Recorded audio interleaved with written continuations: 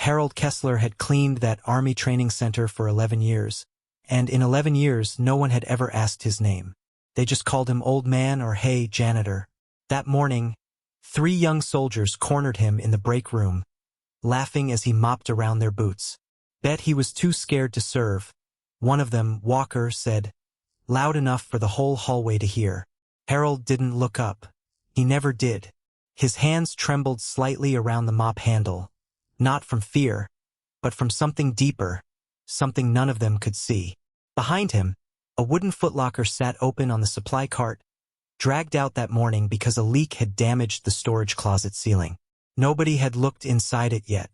Nobody knew what it would reveal in the next 60 seconds.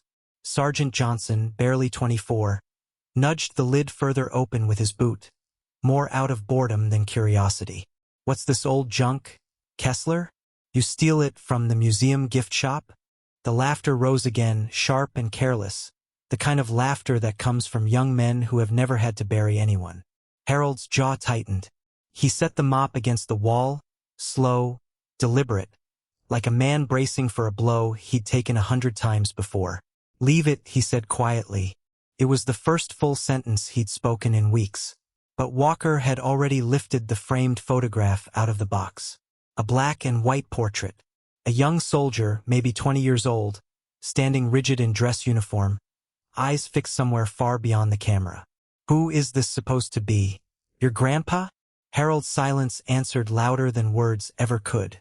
Then Dixon reached deeper into the trunk, and his laughter died in his throat.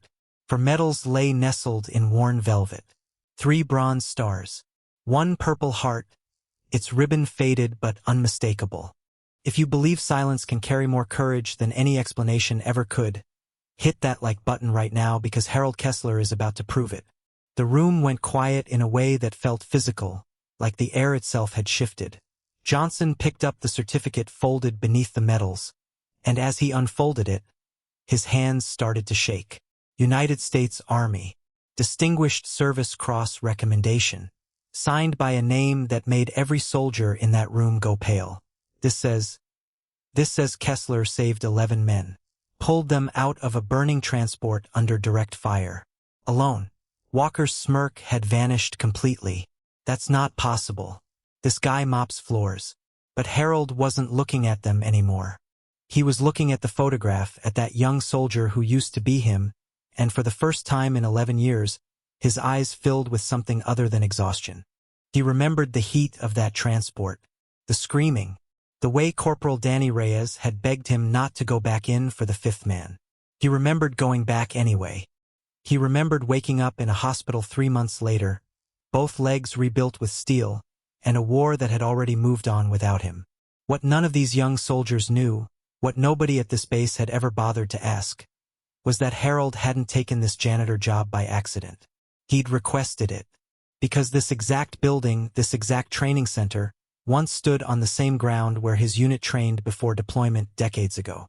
He came here every day not because he needed the paycheck, but because it was the last place that still felt like home. But there was something else in that trunk.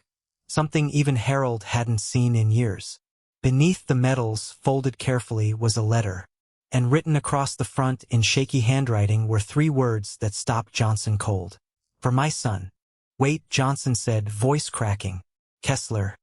Your son. He was Corporal Daniel Reyes Kessler. He served under Colonel Whitmore's command 4 years ago. Harold's chest rose and fell, slow and unsteady. That's my boy, he whispered. That's my son. The soldiers exchanged glances, confusion turning into something closer to shame. He talked about you, Dixon said suddenly. All the time. Said his dad was the toughest man he ever knew. Said you never told war stories, not once, no matter how many times he asked. Harold's throat tightened. Some stories aren't meant to be told. They're meant to be carried. If you're still watching, stay with me, because the moment that changes everything hasn't happened yet. Johnson set the certificate down gently, like it might break, and did something none of them expected. He stood at attention, then saluted. One by one, the others followed, boots snapping together in the same hallway where they'd mocked an old man an hour earlier. Sir, Johnson said, we owe you an apology.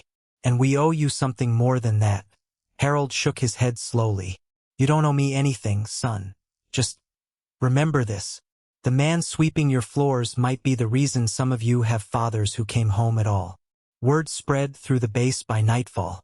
By the following week, Colonel Whitmore himself walked into that same break room, stood before Harold Kessler, and formally presented him with the Distinguished Service Cross that had waited 30 years to reach his hands. The base commander asked Harold to speak at the next graduating class. He refused at first. Then he thought of his son, and of every young man in that hallway who still had time to become someone their fathers would be proud of. He said yes. Today, that training center hallway holds a small plaque beside the door. It reads simply, "Service is not always loud.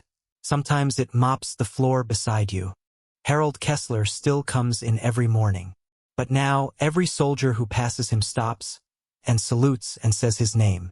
If this story moved you, if you believe that quiet strength deserves to be seen, subscribe for more true-hearted stories like this one.